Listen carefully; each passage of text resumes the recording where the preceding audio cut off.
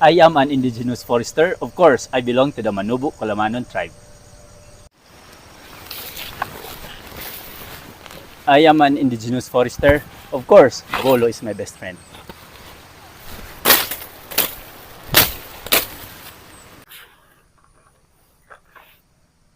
I am an indigenous forester. Of course, I germinate seeds of native trees from our ancestral forest.